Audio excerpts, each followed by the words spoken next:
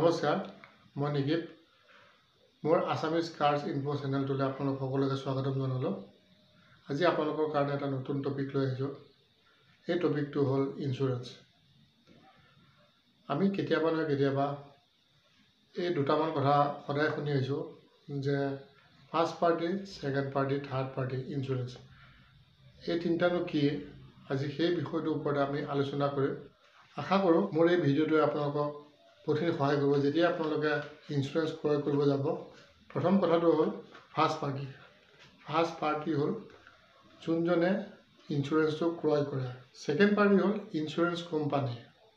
আৰু থাৰ্ড পাৰ্টিটো হ'ল, থাৰ্ড পাৰ্টিত এই দুইটাই নাথাকে। যেনে ভাবি লওক আপোনাৰ এখন গাড়ী আছে আৰু সেই গাড়ীখনৰ লগত যিকোনো এখন গাড়ী দুৰ্ঘটনাগ্ৰস্ত হয় আৰু এই দুৰ্ঘটনাত আপোনাৰ ভুলৰ কাৰণে সেইখন গাড়ীৰ বেছি ক্ষতি হয়। সেই ক্ষতিপূৰণৰ মূল্যটো তেতিয়া সেই গাড়ীখনৰ ক্ষতিপূৰণৰ টকাটো সেইখন গাড়ীয়ে পাব, যিখন গাড়ীৰ লগত আপোনাৰ গাড়ীখন দুৰ্ঘটনাগ্ৰস্ত হয়, কিন্তু আপুনি নাপায় বা আপোনাৰ গাড়ীখনে নাপায়। সেইটোৱে হ'ল থাৰ্ড পাৰ্টি ইঞ্চুৰেঞ্চ। এতিয়া আপোনালোকে যেতিয়া এই গাড়ীখন ইঞ্চুৰ কৰিব যাব, তেতিয়া কেনেকৈ গম পাব যে আপোনাৰ গাড়ীখনৰ মূল্য কিমান বা ইঞ্চুৰেঞ্চ এজেণ্টে কেনেকৈ গম পায়? ইয়াত এটা কথা আহে IDV। IDV মিনিংটো হ'ল ইনচিয়ৰ্ড ডিক্লেয়াৰ্ড ভেলু, মানে আপোনাৰ গাড়ীখনৰ ক্ৰয় কৰা অৱস্থাত যিমান ভেলু থাকে আৰু সেই ভেলুটোৰ ওপৰতে আপোনাৰ গাড়ীখনৰ ইঞ্চুৰ হয়। আৰু ছেকেণ্ড টাইমত যেতিয়া আপোনাৰ গাড়ীখনৰ ধৰক প্ৰথম বছৰত 10 লাখ টকা আছিলে, ছেকেণ্ড বছৰত আপোনাৰ গাড়ীখনৰ দাম হ'ব বা ভেলু হ'ব 9 লাখ টকা। আৰু আপোনাৰ গাড়ীখনৰ যোনটো পলিচি টকাটো হ'ব সেই 9 লাখ টকাৰ ওপৰতে আহিব। কেতিয়াবা কেতিয়াবা আমাৰ সাধাৰণ মানুহে এটা ভুল কৰে কি, যেতিয়াই পলিচি ক্ৰয় কৰিব যায় কমত বিচাৰি থাকে। তো ভাবে কি কম হ'লে বেছি ভাল আছিলে নেকি।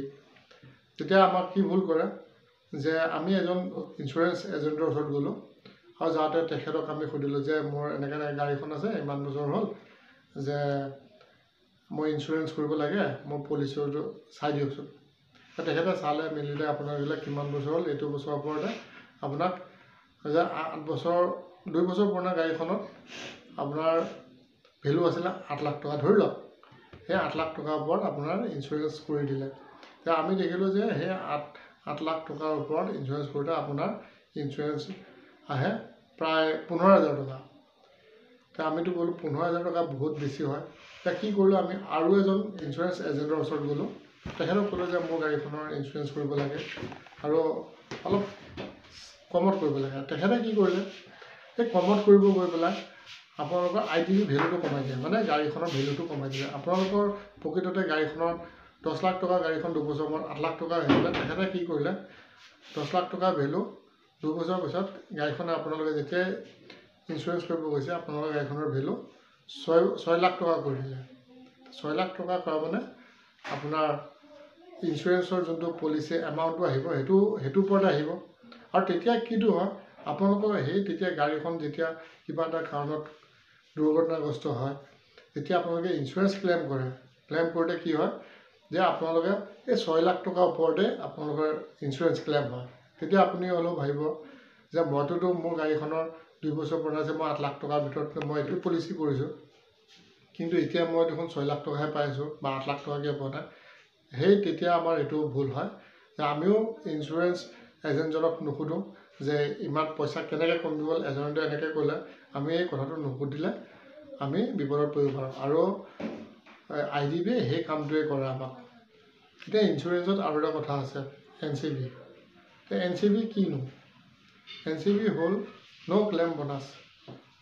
NCB কি কৰে যে NCB এইটোৱে কৰে যে আপোনালোকে যেতিয়াই প্ৰথম বছৰ গাড়ীখন ইঞ্চুৰেঞ্চ কৰে, সেই আপোনালোকে প্ৰথম বছৰৰ ভিতৰত কোনো ধৰণৰ ইঞ্চুৰেঞ্চ ক্লেইম কৰা নাই বা আপোনালোকৰ গাড়ীখনৰ সৰু মাইনৰ কিবা এটা হৈছে বা গ্লাছ এখন ভাঙিছে বা ক'ৰবাত স্ক্ৰেচ হৈছে, এইটো আপোনাৰ নিজৰ পকেটৰ পইচা দি কৰি আছে, কোনো ধৰণৰ ইঞ্চুৰেঞ্চ ক্লেইম কৰা নাই।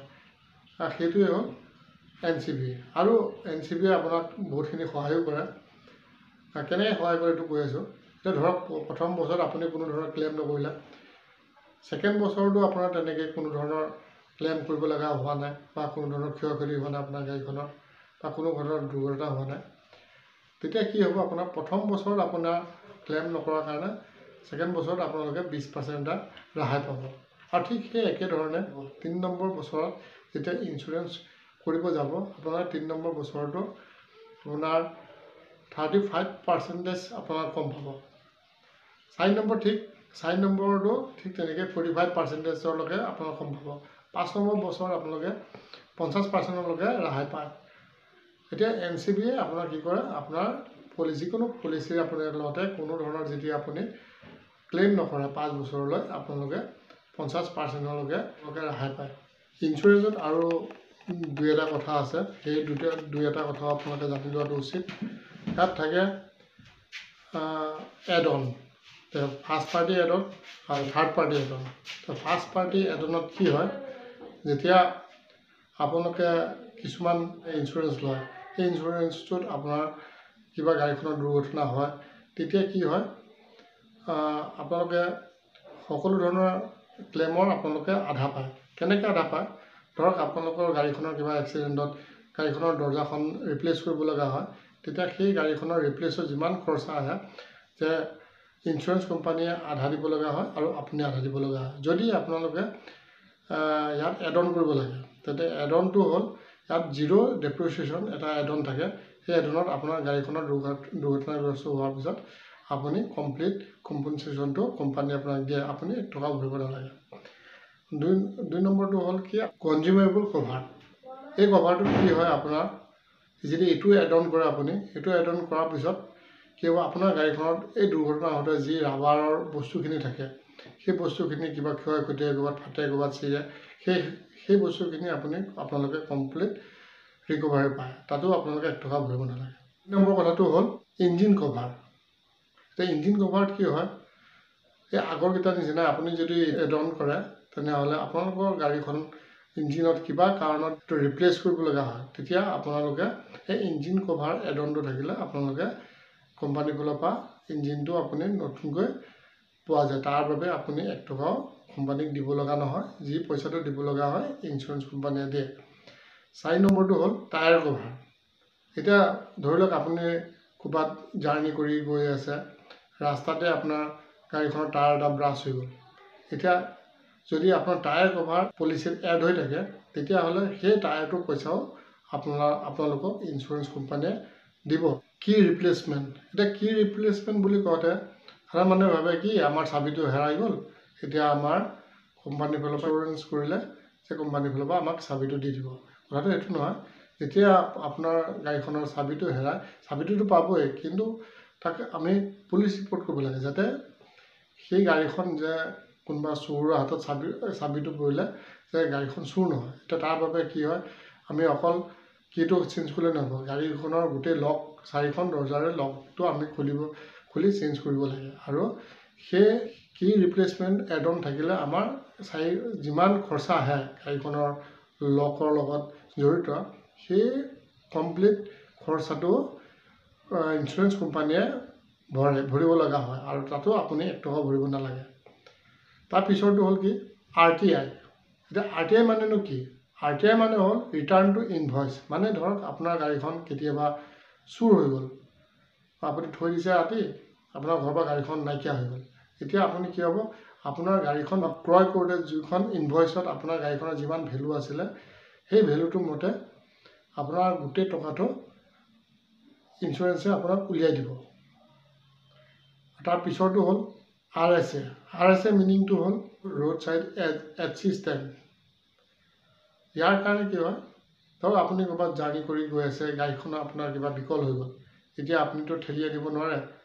যদি আপোনাৰ RSAটো আপোনাৰ এড অন হৈ থাকে, আপুনি কোম্পানীত ফোন কৰিলে আপোনাৰ গাড়ীখন য'তে আপুনি থাকে সেই গাড়ীখন আপোনাৰ তাৰপৰা বেলেগ গাড়ী দি কোম্পানীয়ে টানি লৈ যাব, তাৰ বাবে আপুনি 1 টকা ব্যয় কৰিব নালাগে।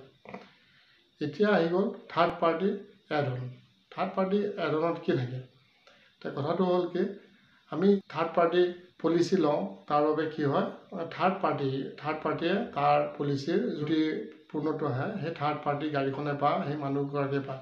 এতিয়া আপোনাৰ গাড়ীখনৰ কাৰণে ল'বলৈ তাত কিছুমান এড অন থাকে, যে আমি যিটো এমাউণ্টৰ পলিচি আমি গাড়ীখনৰ কাৰণে লৈ আছোঁ, তাৰ লগত আৰু 50ৰ পৰা 100 টকা এটা যদি দিওঁ, তো ড্ৰাইভাৰ কভাৰ বুলি এটা এডন থাকে, সেই এডনটো যদি লওঁ, এই ড্ৰাইভাৰজনৰ কিবা এক্সিডেণ্টত দুৰ্ঘটনাগ্ৰস্তত যদি কিবা হয়, তেখেতৰ নমিনীয়ে 1 লাখ টকা এটা পায়। আৰু তেনেকৈ আপোনাৰ পেচেঞ্জাৰ কভাৰো থাকে।